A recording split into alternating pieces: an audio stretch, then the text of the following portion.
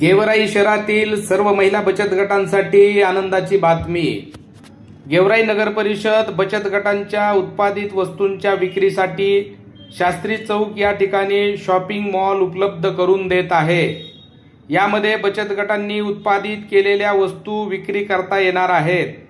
या अनुषंगाने दिनांक 25 ऑगस्ट 2026 मंगळवार रोजी जिजामाता शॉपिंग मॉलचे उद्घाटन व बचत गटांनी उत्पादित केलेल्या वस्तूंचे प्रदर्शन कार्यक्रम नगर परिषद कार्यालय प्रांगण या ठिकाणी आयोजित केलेला आहे।